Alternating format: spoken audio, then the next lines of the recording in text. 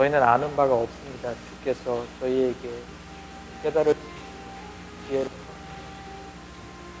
주님을 더욱 따라갈 수 있는 그러한 저희에게 길을 열어주시길 바랍니다. 이 시간이 주께서 처음부터 끝까지 함께해 주시기를 바라며 살아계신 예수 그리스도의 이름으로 기도드립니다. 아멘. 여러분들 여태까지 서론 부분에서 여러분들이 했던 거는 전도 대상자가 여태까지 자기가 무엇을 신뢰하고 있는지, 이제 자기 구원을 위해서 이게 구원이 어떤 형태인지 모르지만 영생을 얻기에 천국을 가기 위해 뭐 구원을 얻기 위해 뭐 이제 자기가 생각하고 있는 그 스스로 신뢰하고 있는 거에 대해서 저희가 보여주는 작업을 서론 부분에서 했습니다. 그 서론 부분을 하면서 저희가 만약에 그거를 그 전도를 대상자로 하여금 만약에 이제 그거를 깨닫지 못하게 했다면은 자기가 실제로 뭘 신뢰하고 있는지 아마 몰랐을 거예요, 그분이. 그래서 그걸 알게 해주고 이제 저희가 해야 되는 거는 뭐냐면은 그 구원의 기초, 그러니까 영생의 기초가 잘못됐다. 그게 잘못됐고 그거를 이제 교정해주는 작업을 시작을 합니다. 그래서 영생의 기쁜 소식을 전해주는 것뿐만이 아니라 이게 정말 필요하다라는 거를 이제 저희가 전해주게 되는 겁니다. 그래서 처음에 은혜, 인간, 하나님, 그 다음에 예수 그리스도, 믿음 이렇게 순서대로 저희가 복음의 본문을 이제 전달을 하게 되는 거죠.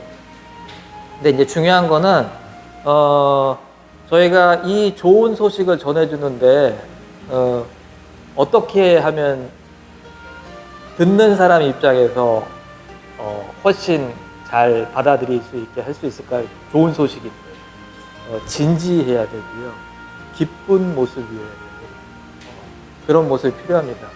내가 너무 이렇게 힘들게 얘기하거나 진지하지 않다면 상대편에게 신뢰를 주기가 상당히 어렵겠죠. 그래서 가능하면 내가 먼저 기뻐야 됩니다. 기뻐서 여러분들이 그 천국을 한번 생각하면서 그 기쁜 마음을 전해주기를 원하는 그렇게 되셔야 되고, 또 하나는 상대편을 절대 무시하시면 안 돼요.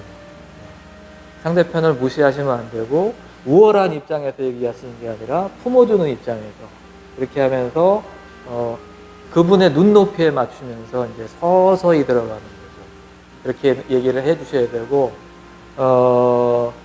그리고 이제 이야기를 할 때도 이제 저희가 외우는 거지만 이 내용을 나중에는 여러분들이 외우는 게 아니라 자기 이야기가 될 수 있어야 돼요.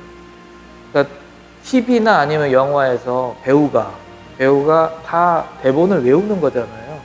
근데 이제 그 배우가 외웠지만 자기 내면화 시켜서 다 이야기를 하잖아요. 그렇게 해야 되는 겁니다. 연기라는 표현을 쓰긴 좀 그렇지만은 내 스스로가 그거를 이 복음에 대해서 느끼고 나의 육성으로 나의 말로 표현을 해서 하는 거죠. 처음에는 100% 토시 하나 안 틀리고 외우려고 노력을 하시겠지만 어느 순간에는 이제 여러분들 애드립도 들어가세요. 상황에 따라서 얘기도 하시게 되고 그런 상황이 될 때까지 꾸준히 연습을 해주시는 이제 방법이 필요한 거죠. 근데 이제 사람들이 처음에 교회를 다니면서도 기독교가 뭔지에 대해서 확실하지가 않아요. 교회를 안 나왔던 사람은 더더군다나 모르겠죠. 그래서 복음 전달 대상자는 우리 교회 안에도 있습니다. 그리고 바깥에만 있는 게 아니고, 그 다음에 뭐 여러분도 잘 아시는 사도 바울이 로마서를 쓰면서 이제 로마에 있는 성도들에게 보낼 때도 믿는 여러분들도 견고하게 하기 위해서 복음을 전하는 거거든요. 그래서 여러분들은 어떤 분에게도 담대하게 복음을 전하실 수 있기를 바랍니다.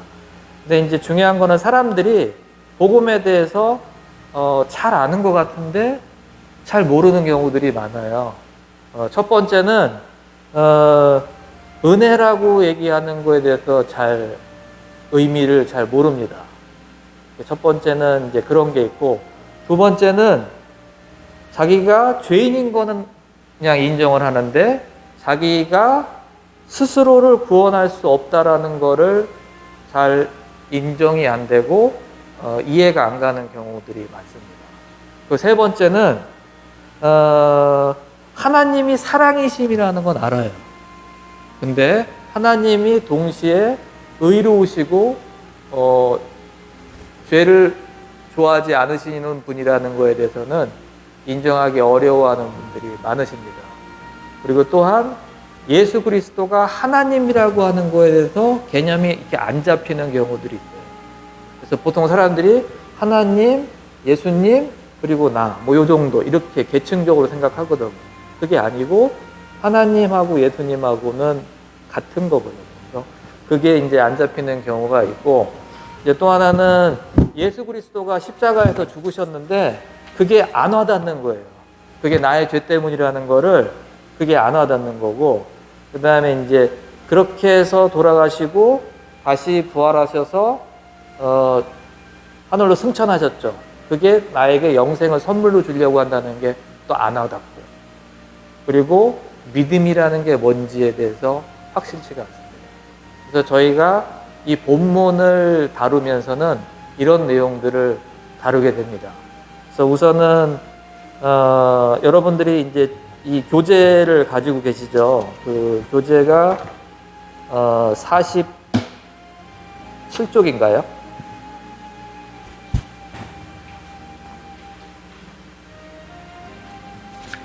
아, 45쪽이군요. 45쪽 맞나요? 예, 은혜인간 하나님, 이제 그쪽, 거기서부터 이제 같이 시작을 할 겁니다. 여러분들 앞에서,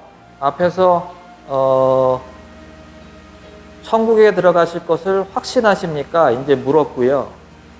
거기에 따라서 만약에 확신하지 않습니다. 아니면 확신합니다. 라고 하더라도, 천국에 들어갈 이유가 무엇입니까? 라고 물었지 않습니까? 그래서 그분을 통해서 저희가, 이분이 어떤 걸 통해서 천국에 갈 수 있다. 이제 구원이죠. 그거에 대해서 그분이 이제 신뢰하고 있는 걸 알고 있는 겁니다. 그걸 알고 있는 걸 통해서 이제 저희가 시작을 하는 거죠. 근데 중요한 거는 여러분들이 알고 계시겠지만은 우리 행위로서는 구원을 얻을 수가 없는 겁니다. 그래서, 그거에 대해서 이제 저희가 얘기를 하게 되는데, 첫 번째가 은혜입니다. 은혜는, 여러분들이 잘 아시는 다른 표현으로 하면 선물이죠. 그래서 은혜를 들어갈 때 이제 주제 전환이 이렇게 됐습니다. 선생님의 대답을 듣고니 선생님께 가장 기쁜 소식을 전해드릴 수 있겠군요. 라고 하면서 그 기쁜 소식은, 그래서 첫 번째가 선포입니다. 선포. 어떤 선포를 하냐면은, 영생은 값없이 주시는 하나님의 선물입니다. 라고 강하게 선포하고 들어갔습니다. 선물이기 때문에 저희가 여기에 어떤 대가를 내는 게 아닙니다. 그래서 돈이나 공로나 자격으로 얻는 게 아니고, 뭐 예를 들어서 전복 5단계 했다고 해서 천국 가는 게 아니고, 그렇죠? 헌금 많이 했다고 천국 가는 게 아니고, 그렇지 않습니까? 효도를 많이 했다고 그게 아니라는 거죠. 그래서 천국 영생은, 여기서 얘기하는 영생이라는 것은 하나님과 함께하는 그 삶 그 자체거든요. 그걸 다 포함해서 얘기를 합니다. 이 생에서도, 그러니까 우리가 이 삶을 떠나서의 그 이후에 뿐만 아니라 현재까지 포함한, 전체를 포함한 것을 이제 저희가 얘기하는 거거든요. 그래서 영생은 값없이 주시는 하나님의 선물입니다. 라고 선포를 하고, 그렇기 때문에 영생은 돈이나 공로나 자격으로 얻는 것이 아닙니다. 이렇게 되는 거죠. 여러분들이 이게 이제 은혜, 인간, 하나님, 예수 그리스도, 그 다음에 믿음 할 때 전부 다 정의가 두 개씩 나옵니다. 여기 예를 들어서 은혜 할 때는 정의가 영생은 값없이 주시는 하나님의 선물입니다. 그러므로 영생은 돈이나 공로로 자격을 얻는 것이 아닙니다. 이렇게 되어 있죠. 그 다음에 이제 뒤쪽에 46쪽에 보시면 인간이 있어요. 그러니까 인간은 죄인입니다. 인간은 죄인인 거예요. 그래서 죄인은 자신을 구원할 수가 없습니다. 이게 이제 정의인 거죠. 그 다음에 이제 하나님 밑에 보시면은 하나님은 첫 번째는 자비로우셔서 우리를 벌하는 것을 원치 않으십니다. 두 번째 소식은 하지만 하나님은 의로우시기 때문에 반드시 우리 죄를 벌하셔야만 합니다. 이렇게 두 세트씩 정의가 되어 있습니다. 저희가 다음 시간에 하게 될 예수 그리스도나 믿음도 똑같아요. 잠깐 먼저 한번 가볼까요? 그쪽에 6과 53쪽이죠. 53쪽 가보시면 예수 그리스도도 똑같습니다. 정의가. 예수 그리스도는 참 하나님이신 동시에 참 인간이십니다. 예수 그리스도는 우리에게 영생을 선물로 주시기 위하여 십자가에서 죽으심으로 우리의 죄값을 대신 치르시고 부활하셨습니다. 그 뒤쪽에 믿음도 똑같아요. 믿음도 단순한 지식적 동의와 일시적 현세적 믿음은 구원받는 믿음이 아닙니다. 구원받는 참 믿음은 우리의 구원을 위해서 오직 예수 그리스도만을 신뢰하는 것입니다. 이렇게 정의가 두 세트씩 되어 있고 그 다음에 예화가 꼭 나옵니다. 예화가 나오고 그리고 성경 구절이 나와요. 근데 성경 구절이 대부분 정의를 한 다음에 나오기도 하는데 예수 그리스도 할 때만 예화 안에 성경 구절이 들어 있습니다. 그래서 이제 오늘은 이제 은혜의 인간 하나님에 대해서 같이 볼게요. 그래서 은혜에서 처음에 선물이라고 얘기하고 선물이기 때문에 돈이나 공로나 자격으로 얻는 것이 아니라고 얘기했거든요. 제가 하나 예를 들어 볼게요. 여러분들에게 아주 친한 친구가 있어요. 아주 친한 친구가 있는데 여러분한테 아주 값진 선물을 한 겁니다. 뭐 예를 들어서 시가로 한 50만 원짜리 되는 선물을 해준 거예요. 근데 여러분들이 딱 친구 앞에서 지갑 딱 꺼내서 돈 딱 꺼내서 주면은 친구가 기분이 좋겠어요? 만약에 선물을 여러분들이 값을 치르면은 그건 더 이상 선물이 아닌 거죠. 그렇지 않습니까? 천국 영생도 똑같습니다. 하나님이 여러분들에게 선물을 주신 거거든요. 선물을 주셨기 때문에 이 선물을 위해서 여러분들이 어떤 거를 지불할 거에 대해서 하나님이 기대하지 않으시는 거예요. 그래서 은혜가 선물인 겁니다. 여러분들 사시다 보면은 말도 안 되는 상황에서 기도가 응답받는 경우들이 있어요. 내가 이렇게 살았음에도 불구하고 내 삶이 영위가 되는 게 물론 반대 케이스도 있지만 그게 은혜인 거죠. 그래서 그 은혜에 대한 성경 구절이 있습니다. 성경 구절은 너희는 그 은혜에 의하여 구원을 받았으니 이것은 너희에게서 난 것이 아니요 하나님의 선물이라. 행위에서 난 것이 아니니 이는 누구든지 자랑하지 못하게 하려 함이라. 사실은 이게 결론이거든.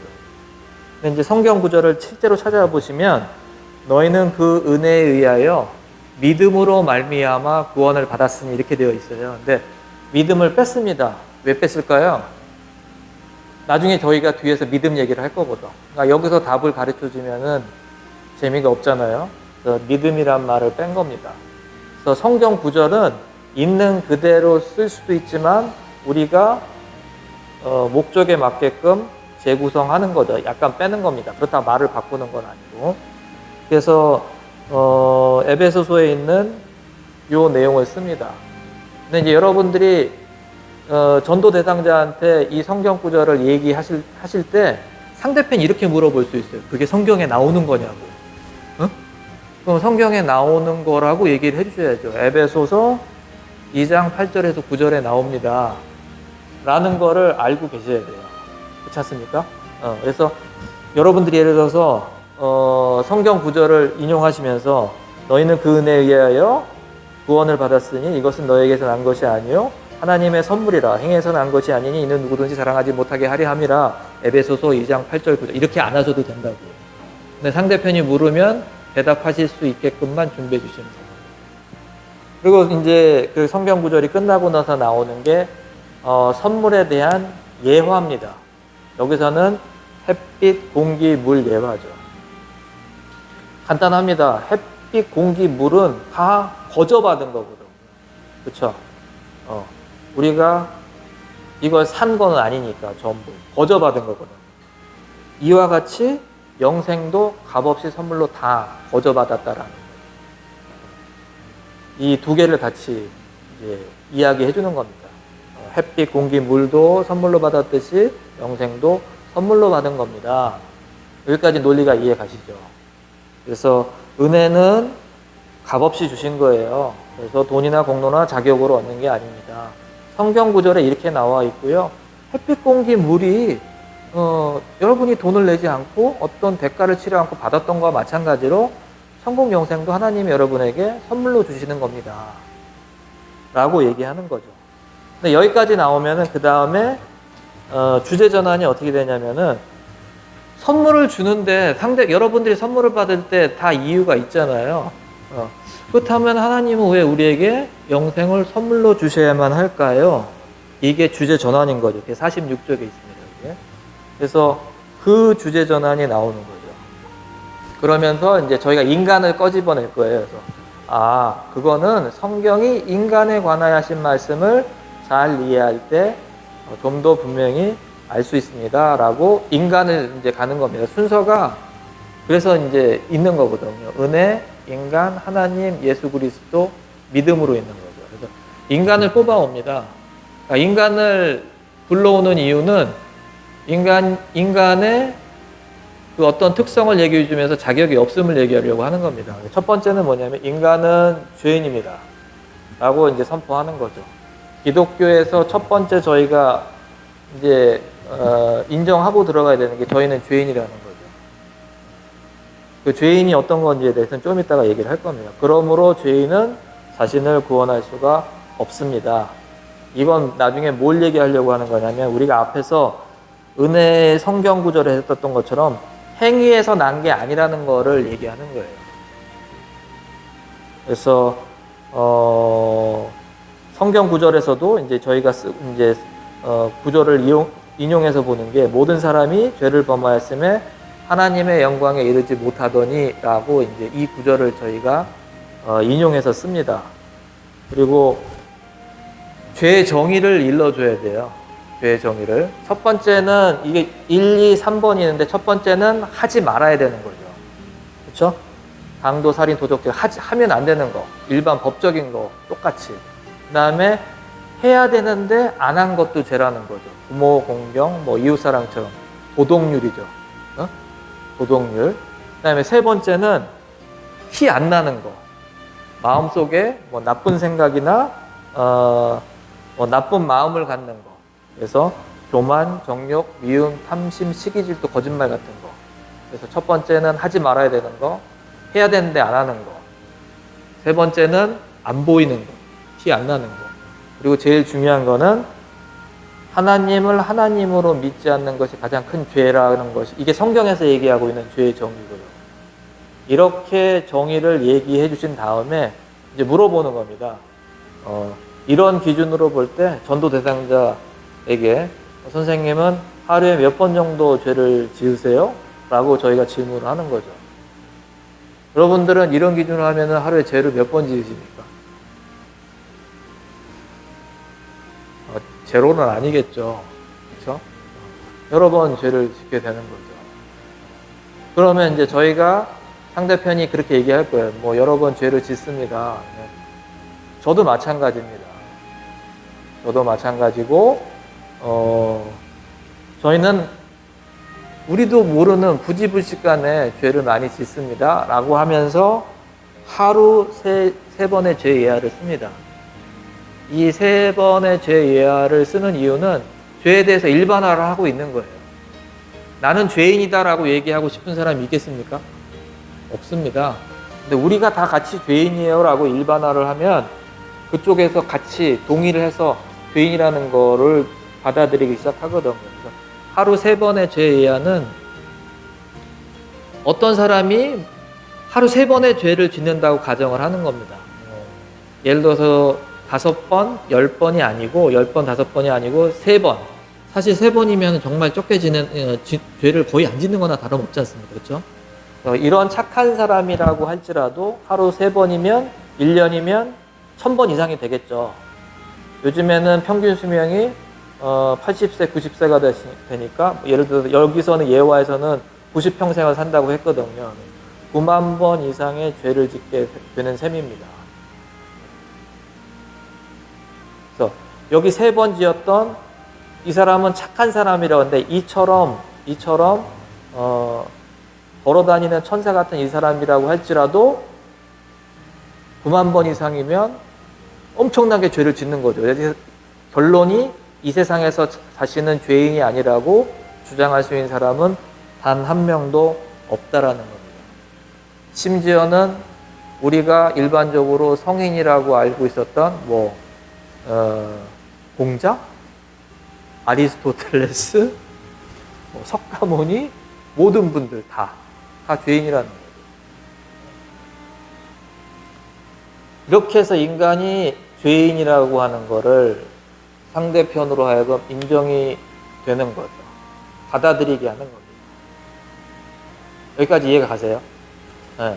그러면 주제 전환이 이렇게 되겠죠. 아니 이렇게 죄 많은 인간에게 하나님이 선물을 왜 줘? 그렇지 않습니까? 그래서 주제 전환이 그렇게 되는 거예요. 그렇다면 이런 죄인이 어떻게 영생을 선물로 받을 수 있을까요? 면서 하나님을 이제 불러오는 거죠. 그것은 성경이 하나님에 대해서 이야기하고 있는 것을 이해할 때 좀 더 분명히 알 수 있습니다. 라고 이제 들어갑니다. 하나님에서는 정의가 2개 나갑니다. 첫 번째는 우리가 너무도 잘 아는 사랑. 그렇죠? 사랑이 하나님. 모든 걸 다 용서해 주시는. 근데 이게 대단히 위험한 거거든요. 또 하나의 하나님은 어떤 하나님이시죠? 공의로우시고 의로우신 하나님이죠. 죄를 미워하시는.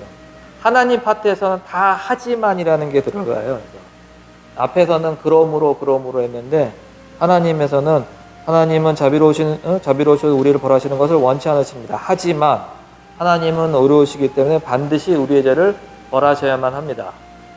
그 다음에 그 예화할 때도 하나님은 사랑이십니다. 그 다음에 하지만 벌을 면제하지는 아니하고 보응하리라. 여러분들 만약에 하나님이 사랑이시라고 하는 것만 한다면은 어떤 문제가 생길까요? 우리가 무슨 죄를 짓든지 결국 천국에 갈 건데 예수님이 우리를 위해서 죽으신 것조차도 의미가 없는 거예요.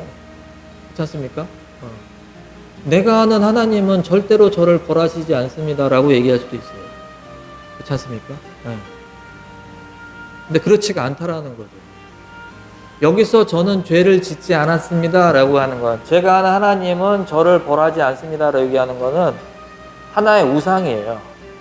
저희가 우상이 눈에 보이는 그런 것만이 우상이 아니라 원래 우리는 하나님의 형상을 따라 하나님의 모양대로 우리가 창조되었지 않습니까?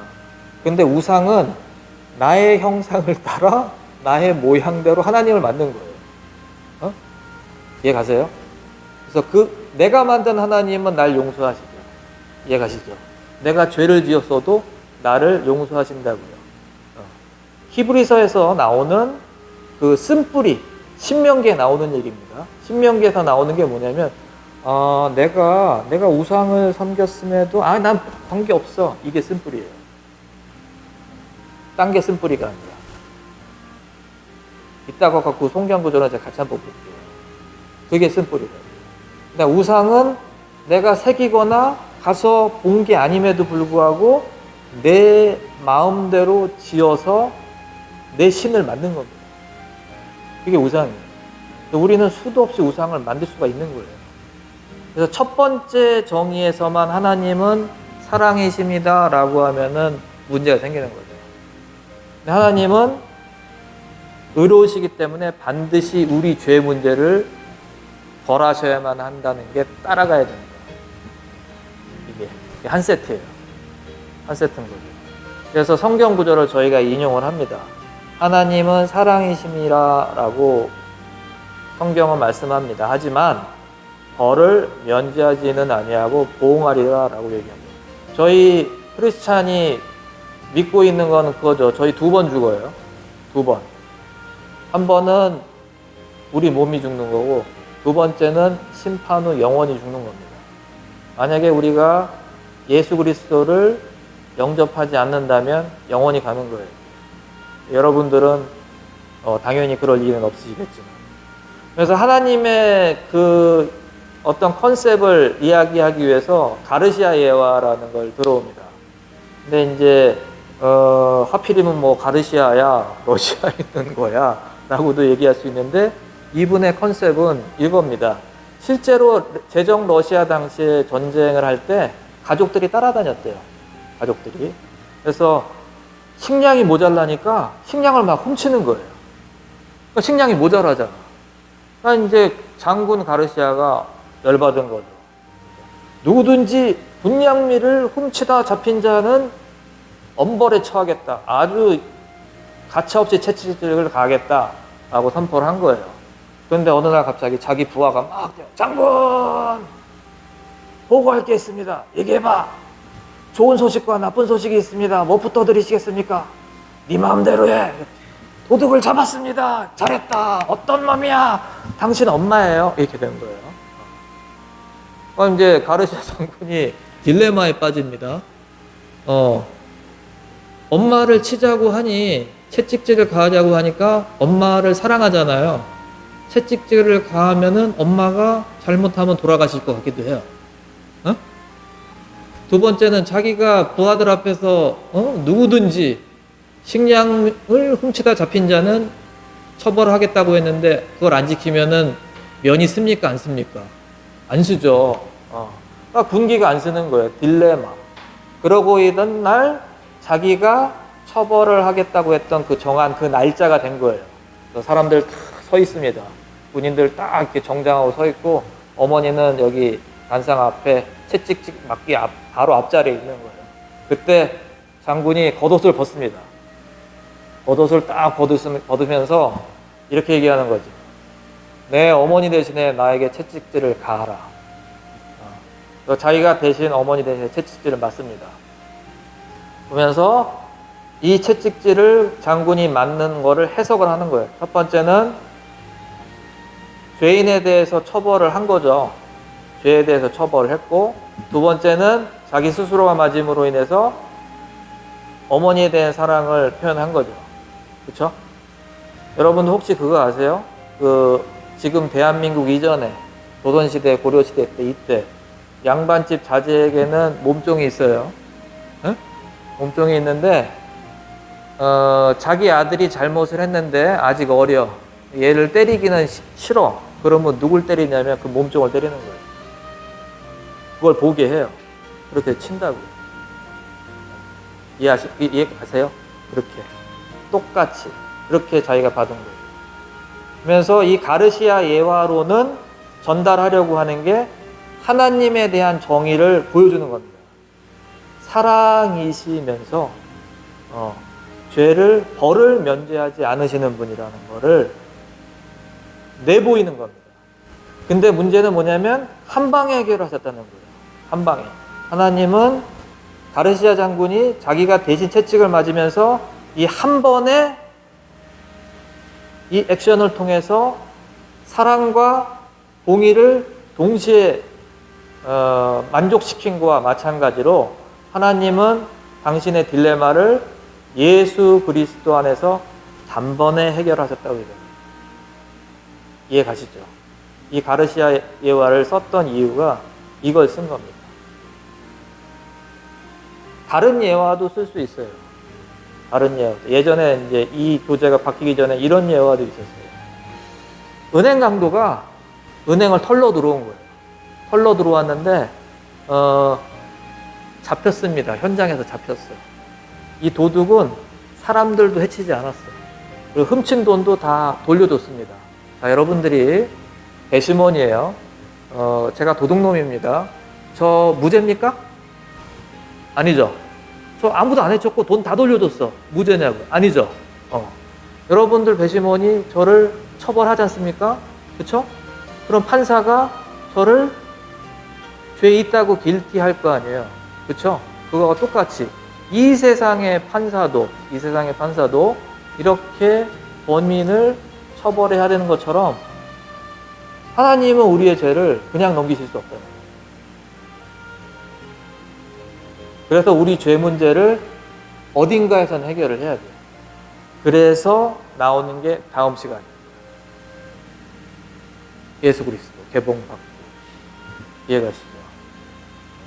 그러니까 처음에 제일 중요한 거는 하나님의 은혜라는 거예요. 이게 선물이라는 거예요.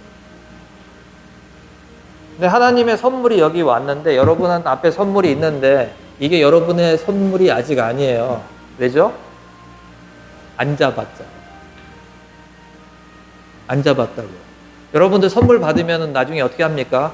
뭐 이런 선물을 주고 그래 가져가 이렇게 얘기하세요. 아이 고마워 이렇게 되는 거잖아요. 거기까지 가는 게 이제 나중에 믿음까지 가는 거예요. 선물이 있는 겁니다. 이거는 선물이다. 하나님이 값없이 우리에게 주셨습니다. 이거는 여러분들이 뭐 평소에 했던 어떤 뭐 여러분들의 지위, 여러분들이 착하게 살았던 거, 뭐 그런 것 때문이 아니에요. 뭐 돈이 많다고 되는 게 아닙니다. 여러분들이 뭐 어디 가서 기부를 많이 했다고 되는 게 아닙니다. 이게 첫 번째. 그럼 하나님이 왜 이 선물을 주세요? 왜냐하면 니네들이 자격이 없다라는 걸 보여줘야 되잖아요. 인간은 죄인입니다. 죄인이기 때문에 자신을 구원할 수가 없습니다. 라고 얘기하는 거죠. 근데 당신은 죄인입니다 얘기하면 기분이 나쁘잖아요. 그렇지 않습니까? 여러분들한테 제가 생각해 보십시오. 아침에 죄진 게 없어요? 어제 생각해 봐. 죄 없어요? 그렇게 하면 기분이 나쁘잖아요. 그러니까 일반화 시켜야 된다. 일반. 우리는 하지 말아야 되는 거를 하기도 하고요. 해야 되는 거를 안 하기도 하고 마음속에 나쁜 마음, 나쁜 생각으로 합니다. 여기까지 가면은 불교하고 다를 바가 없어. 똑같아요. 모든 종교 여기까지는 똑같아요. 이해가시죠? 하나님을 하나님으로 믿지 않는 겁니다. 라고 마지막에 꽂아주는 거죠. 그게 이제 기독교입니다. 이런 기준으로 볼 때 몇 번 죄 지으세요? 라고 하면서 일반화해서 받아들이는 거예요. 이렇게 자격이 없는 우리들에게 왜 선물을 주셔야 될까요? 라고 하면서 하나님을 불러오는 겁니다. 하나님은 여러분들이 잘 아시는 것처럼 사랑의 하나님이십니다. 자비로우십니다. 그런데 이 하나님께서는 의로우시기 때문에 우리 죄 문제를 그냥 넘기지 않으세요. 라고 얘기하는 거죠. 그러면서 예화들을 각각 씁니다. 한번 저를 보실래요? 은혜는 어떤 정의가 있죠? 한번 생각을 해보세요. 은혜는 첫 번째 선물이죠. 선물이기 때문에 자격이 필요 없는 거죠. 그러니까 자격이 필요 없는데 자격에 대해서 생각해서 붙이시면 돼요. 그렇죠? 그 다음에 인간에 대한 정의를 한번 내려보세요. 인간은 어떻다고요? 다 죄인인 거죠. 죄인이기 때문에 어떻다고요? 자기를 구원할 수가 없는 거죠. 하나님은 정의가 어떻게 되죠? 자비로우시죠? 그래서 우리를 벌하는 것을 원치 않으세요. 그러면서 그렇죠. 맞습니다. 그 다음에 예를 들어서 그 죄 문제에 대해서도 이런 생각을 해볼 수 있어요. 어떤 사람들이 막 그 반박을 할 수가 있어요. 반박을 할 수가 있는데 이런 거를 쓸 수 있어요. 예전에 썼는데 요즘에 잘 안 쓰는 예화이기도 한데 여러분들 그 파이 같은 거 만드세요? 댁에서? 이렇게 그 반죽 사다가 파이 같은 거 만드십니까? 가끔씩? 남자들은 잘 안 만들지만 그러면 이제 반죽을 팔잖아요. 근데 거기다가 계란도 넣죠. 예를 들어서 다른 거는 다 싱싱해. 뭐 이제 그 밀가루 아니면 이 반죽하는 파우더도 깨끗한 거고, 그 다음에 뭐 견과류도 깨끗하고, 초코도 다 깨끗해. 근데 계란만 썩었어요. 계란을 넣고 다 했어요. 그래가지고 파이를 만들면은 드실 수 있겠어요? 못 먹는 거죠. 성경에 이런 구절이 나오잖아요. 온 율법을 지키다가 그 중에 하나라도 못 지키게 되면 모두를 못 지킨 게 됩니다. 왜냐하면 행위로 우리가 천국에 들어가려면은 100점 만점에 100점이에요. 100점. 99점도 안 돼. 100점. 왜냐하면 하늘에 계신 너희 아버지가 온전하신 것처럼 너희도 온전하라. 그래서 여길 맞춰야 되는 거예요. 율법으로 하려면 여길 맞춰야 돼요. 안 되는 거죠. 안 되는 거예요. 그래서 어쩔 수 없이 우리는 아무리 착한 게 있다 하더라도 죄 하나로 인해서 망가지는 겁니다. 그렇죠? 그래서 하나님의 내용은 여기까지가 되는 거예요. 그래서 은혜, 인간, 하나님까지 따라오실 수 있겠죠. 성경 구절들은 정말 외워주셔야 돼요. 그러니까 정의는 여러분들이 이해한 대로 얘기해 줄 수도 있겠지만 예화하고 하나님에 대해서는 꼭 그렇게 해주셔야 되고요. 혹시 이 교재는 갖고 계세요? 그렇죠. 이제 답을 다시 해야 되잖아요. 답을 다시 해야 되니까 47쪽 볼게요. 47쪽 보시겠습니다. 거기 뭐라고 나올까요? 처음에 무엇을 말할 때는 저희가 지금 뭘 얘기하려고 하는 거죠? 복음이죠. 복음을 말할 때는 기쁜 소식이니까 표정이 기뻐야 되겠죠. 그다음에 상대편을 존중해 줘야 됩니다. 그다음에 이제 그 예수님을 정말 성령님의 임재를 저희가 바라면서 해야 되는 거죠. 전도 현장은 저 혼자 하는 게 아닌 거라고 배우셨죠. 성령님이 같이 하십니다. 반드시 전도 현장 나갈 때 기도 요청을 하셔야 돼요. 그래서 복음을 말할 때는 그렇게 하시고, 그 다음에 뭘 할까요? 무어를 사용할 때는 문자 그대로 암기하는 대신 그 핵심을 익힌다. 예화입니다. 예화를 사용할 때는 문자 그대로 내용을 이렇게 하지 말라는 거죠. 철수가 아침에 밥을 먹었습니다. 이렇게 하지 말라는 얘기예요. 철수가 아침에 밥을 먹었어요. 이렇게 얘기하라는 거죠. 그렇죠? 그 다음에 이제 가능한 한 자기의 것으로, 그 다음에 자기의 말투로 문체로. 실제로 여기 써 있는 게 자기 말투하고 맞아요, 이게? 잘 안 맞죠? 나중에는 여러분들의 말투로 바꾸셔야 되는 거죠. 세 번째는 뭐죠? 성경 구절을 인용할 때는 각 구절에 해당 부분만 인용하고, 그렇죠? 성경을 소개할 때는 설교하지 말고 대화하듯이 하고, 성경의 출처는 정확히 알고 있지만 그것을 굳이 얘기해 줄 필요는 없다는 거죠. 상대편이 물어보면 그때 얘기해 줍니다. 네 번째는 뭘까요? 주제 전환. 주제 전환을 사용할 때는 복음 제시 다음 부분을 예고하는 거기 때문에 이제 그렇게 쓰시는 거고, 주제 전환을 문자 그대로 잘 사용하면 복음 제시를 일관성 있게 할 수 있습니다. 이렇게 해주시고, 충분히 익혀서 복음 제시가 물 흐르듯 부드럽게 진행되도록 합니다. 실제로 은혜, 인간, 하나님, 예수 그리스도 믿음을 주제 전환을 넣었을 때 더 자연스럽게 넘어가거든요. 그래서 주제 전환은 한번 생각하시면서 떠올리시면은 금방 여러분들이 생각하실 수 있습니다. 그 밑에 이제 은혜 보시면 영생은 값없이 주시는 하나님의 선물입니다. 그래서 양가로 1번에 세상의 모든 종교는 다 인간이 뭔가를 얻으려 행해야 한다고 가르치고 있습니다. 두 번째는 뭐죠? 기독교는 하나님의 은혜와 복과 영생이 모두 거저 주시는 하나님의 선물이라고 선언하는 거죠. 이게 되게 다른 거예요. 뭔가를 해야 되는데 뭔가 하는 걸 전제로 하지 않는다는 거죠. 그렇다고 해서 여러분들이 영생을 얻었는데, 구원을 얻었는데 막 살라는 건 아닙니다. 그렇죠? 당연히 착하게 살아야 되죠. 왜냐하면 감사하기 때문에. 그렇죠? 그래서 그 전제 조건이 아니라는 거예요. 그 다음에 이제 방가로 2번에서는 그러므로 영생은 돈이나 공로나 자격으로 얻는 것이 아닙니다. 여기서 우리는 인간의 길을 하나님의 길과 대조해서 제시하고 있는 거죠. 대조. 인간사에서는 뭔가 페이해야 되잖아. 대가를 지불해야 되는데 하나님은 그게 아니라는 거예요.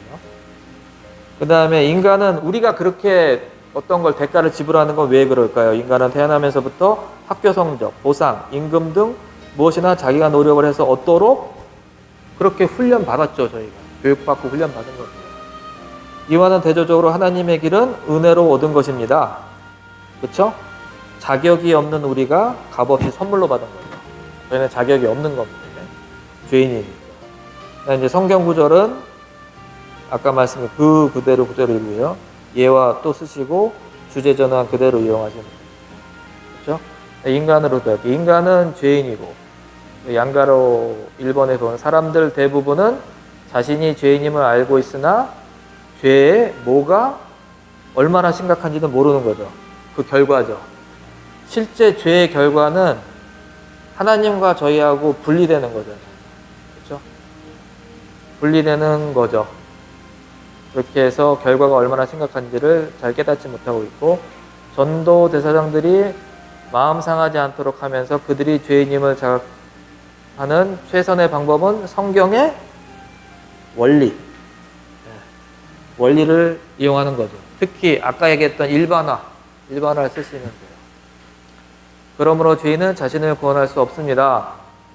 하나님께서 인간에게 요구하시는 것은 하나님처럼 온전해지는 거죠. 완전해지는 겁니다. 마태복음에 있는 내용을 그대로 이용하면 그렇게 되는 거죠. 그다음에 단 한 가지 죄를 지었어도 그 죄 때문에 인간은 구원을 받을 수 없는 겁니다. 율법으로 한다면. 그렇죠? 여기서 율법으로 한다는 건 어떤 거예요? 내가 어떤 행위로 인해서 내가 구원을 받겠다라고 결론을 냈다면, 라는 게 전제가 깔린 거죠. 그 다음에 이제 하나님 파트로 가시면, 이때 양가로 1번에 여기서 하나님의 사랑이시라는 어떤 소식을 처음에 전한 거죠? 기쁜 소식. 기쁜 소식을 먼저 전하고, 하나님께서는 그의 성품 때문에 우리가 죄인임에도 불구하고 사랑하시죠. 문제는 교회 다니는 많은 사람들이 단순히 하나님은 사랑이심이라는 것만을 강조하는 잘못된 어떤 거죠? 잘못된 개념을 갖고 있는 거죠. 하나님이 사랑이시기만 하면은 아까 말씀드렸잖아요. 문제가 심각해집니다. 그 다음에 이제 네 번째는 뭐죠? 사랑의 하나님만을 강조하면 바른 신앙이 아닙니다. 이 점 이해 가시죠? 만약에 하나님이 사랑만 있으면 우리 여기 안 있어도 돼요. 그냥 가만히 있으면 돼. 어차피 용서해 주실 거예요. 예수님이 돌아가신 것 자체도 의미가 없다. 하지만 하나님은 의로우시기 때문에 반드시 우리 죄를 벌하셔야만 합니다. 여기서 이제 죄인이 반드시 하나님의 심판대 앞에 서야 한다는 어떤 소식이죠? 여기 기쁜 소식이 아니고 나쁜 소식이에요. 나쁜 소식을 전합니다.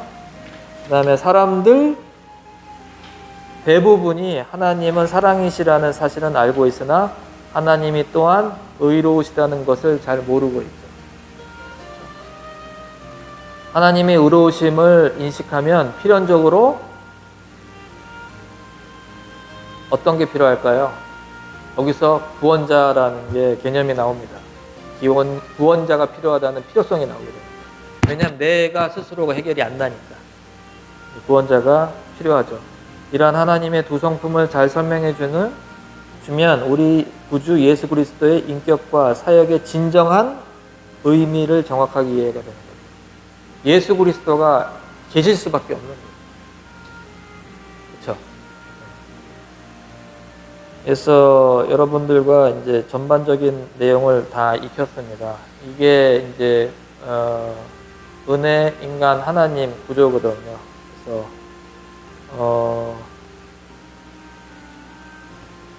아마 금방 여러분들 숙지가 되실 것 같아요.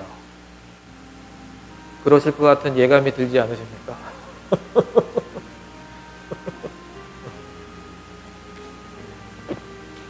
네, 이렇게 해서 오늘 여러분들과 오후가 강의를 마쳤습니다. 이제 기도하고 강의를 마치도록 하겠습니다. 사랑과 은혜가 많으신 하나님 감사합니다. 오늘 주님의 복음 이제 시작했습니다.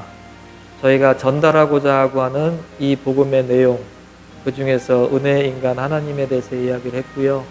그것이 필요함을 저희가 같이 살펴보고 있습니다. 주님, 저희가 오늘 이 배운 내용, 이 성경의 내용이 저희 내재화 될 수 있도록 주께서 저희를 도와주세요. 저희가 배운 내용을 숙지할 수 있도록 저에게 지혜를 허락해 주세요.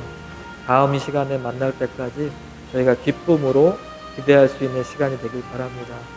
끝까지 함께 해주신 성령께 감사드리며 살아계신 예수 그리스도의 이름으로 기도드립니다. 아멘.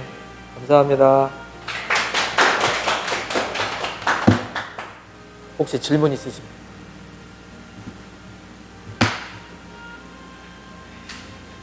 질문 없으세요? 혹시 이런 거 준비하세요? 나중에 이제 하나님 다음에 이제 예수님 나갈 때는 저희가 책예화를 할 거예요. 책예화를 하는데 이렇게 작은 노트를 하나 준비하시는 게 좋아요. 현장 나가실 때. 그래서 안에는 내용이 좀 있는 거로. 그래서 책예화를 할 때 쓸 수 있는 이런 소품이 하나 있으면 좋고요. 그 다음에 이제 믿음을 가면 저희가 의자 예화 쓸 거거든요. 의자 예화를 할 때 일반적인 우리가 알고 있는 믿음, 얘는 구원받는 믿음이 아니죠. 그래서 단순한 지식적 동의, 일시적 현세적 믿음을 얘기할 때 어떤 걸 얘기하냐면은 돈 문제, 건강 문제, 그 다음에 가족 이런 거 할 때. 그래서 이제 뭐 저 같은 경우에는 보험증, 그 다음에 돈은 그렇게 하기 때문에 이제 뭐 이거는 유효기간 지난 채권, 요거, 그 다음에 결정하는 문제라서 도장, 그 다음에 가족 사진, 이런 거를 이제 가지고 나중에 예화를 저희가 해요. 그래서 뭐 건강 문제, 재정 문제, 뭐 결정을 해야 되는 문제, 가족 문제 하면서 일시적 현세적 문제들 얘기할 때 이런 소품들을 쓰거든요. 이런 거는 하나씩 갖고 다니시면은 현장에서 쓰실 때 좀 도움이 됩니다. 책예화 하실 때는 예를 들어서 이거 성경책을 펴서 이렇게 얘기하기 좀 거시기 하죠. 작은 거. 좀 지난, 몇 년 지난 뭐 은행에서 나오는 그런 수첩들 같은 거. 아니면 우리 아이들이 썼던 조그만 수첩 같은 거. 그런 걸 써서 이제 쓰시면 돼요. 그래서 책예화 하실 때는 이게 하나 있으면 좋습니다. 예. 그다음에 혹시 이런 거 보셨는지 모르는데 이제 외국인하고 할 때 아니면은 내용이 잘 이해가 안 갈 때 쓰는 방법 중에 하나인데 아이들하고 할 때도 이제 이게 천국 영생이거든. 그다음에 인간, 그다음에 뭐 하나님, 예수 그리스도, 믿음. 밑에 써 있는 것도 있고 안 써 있는 것도 있는데 저는 안 써 있는 걸 주로 쓰고요. 외국인한테 할 때 아니면 군전도 할 때 제가 잘 쓰는 거예요. 이제 군전도 할 때는 이걸 저희가 나눠줘요. 왜냐하면 3박 4일 동안 앉혀놓고서 훈련하면은 외운 군인 반, 안 못 외운 군인 반 이게 있거든요. 얘들 다 같이 보내요. 그럼 못 외운 군인들은 복음을 어떻게 제시해요? 이걸 보여주는 거예요. 그 앞에서 대본을 들고 할 수는 없잖아요. 그래서 이제 이걸 가지고 저희가 시켜요. 근데 여러분들이 아직 전도 현장 안 나가 보셨죠? 네. 전도 현장을 나가시면 마음이 확 달라지실 거예요. 제가 저는 결혼을 하면서 교회를 나갔어요. 처음에 장인어른이 결혼 승낙 조건이 교회 가는 거예요. 그래서 저는 속으로 이렇게 생각했지. 일단 패스만 하고 결혼하면 끝. 그러고서 이제 결혼을 하고 교회를 나갔어요. 교회를 나갔는데 아무런 기독교 배경이 없는데 제가 이해가 가겠습니까? 이해가 안 가지. 무슨 얘기를 하는지 도무지 이해가 안 가는 거예요. 이게. 복음은 도치고 무슨 설교를 하는지 이해가 안 가. 그 뭔 놈의 저기 이스라엘 조그만 나라에 있는 그 많은 사람들 얘기를 왜 하는지 너무 화가 나. 그러고 있다가 주위에 권고가 있었어요. 전폭 가서 들어보라고. 그러니까 전폭을 갑니다. 전폭을 가서 그때는 13주 했거든. 13주를 하는데 외우는 게 문제가 아니라 제가 6주 만에 때려치고 나와요. 왜 나왔냐면은 내가 확신이 없는 게 성경을 한 번도 안 읽어본 내가 전한다는 건 말이 안 된다. 그리고 6개월 만에 때려치고 나온 유일한 사람 중에 한 명이에요. 그리고 제가 성경을 3번을 읽고 다시 갔어요. 그때 약속을 하고 나왔기 때문에. 하나님하고 제가 약속을 한 거예요. 제가 읽고 다시 오겠습니다. 읽고서 다시 왔어요. 와서 1단계를 마쳤어요. 1단계를 마치고 하나님 저는 약속을 지켰습니다. 빠이 짜이지 하고 쫙 나왔어요. 나오고 있다가 아동부에서 이렇게 같이 봉사를 하는데 박경원 집사라고 제 이제 친한 친구가 있어요. 그 친구는 그때 3단계를 해야 되는 거예요. 저한테 2단계를 같이 하자는 거예요. 그래서 제가 소 끌려가듯이 간 거죠. 2단계를 재밌게 했겠어요? 재미없게. 3단계 할 때 제가 뒤집어졌어요. 저는 이공계 출신입니다. 화공과 출신인데 3단계는 변증이거든요. 근데 믿어지는 거예요. 창세기 1장 1절이 믿어지는 거예요. 태초에 하나님이 세상을 창조하시느니라가 저한테 팍팍 들어오는 거예요. 그때 되게 어려웠어요, 제가. 그래서 되게 어려운 시절인데 그게 확 들어오는 거예요. 그냥 그 어려운 게 싹 지나가. 일이 잘 됐다는 건 아니에요. 근데 그걸 제가 싹 이기고 지나간 거죠. 그 전도 현장을 나가는데 너무 기쁜 거예요, 이게. 같이 계시는 게 막 느껴지고 제가 하면 할수록 제가 더 단단해지고 그래서 전폭에 푹 빠진 거예요. 그래서 저는 전폭을 강추합니다. 강추하고 정말 좋아요. 전도를 안 하면 신앙이 견고해지기가 되게 어려워요. 어떤 분들은 성경 보는 거 되게 중요하죠. 성경도 봐야 되는데 전도도 꼭 해야 돼요. 이렇게 전도를 해야 좋습니다. 우리가 저는 기독교는 나 하나에 돛 닦는 거가 아니라고 생각해요. 우리 지금 교회는 몸이 이루어지고 있는 거예요. 이 좋은 거를 지금 우리가 하나님이 은혜를 퍼부어주고 계시니까 지금 우리가 이 복음을 들을 수 있는 거지. 이게 닫혀요. 그러면 이거 믿고 싶어도 못 믿는 시대가 온다고요. 네. 우리 지금 그냥 믿어지잖아. 은혜 때문이거든요. 은혜 때문에. 지금 그냥 가야 돼. 막 불러야 돼. 그래서 하나님께서 보시기에 이제 됐다라고 하는 그 때가 오겠죠. 그때 되면 이제 그만, 그 다음에 심판 들어가는 거예요. 나중에 되면은 지금은 저희가 이렇게 믿음을 이렇게 해서 하지만 우리 편하게 믿는 거잖아요. 나중 되면 죽어야 돼요.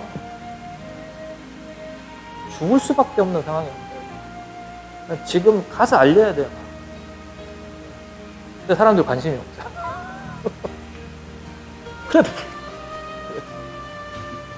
여러분들과 함께 전도 현장에서 만나기를 바랍니다. 감사합니다.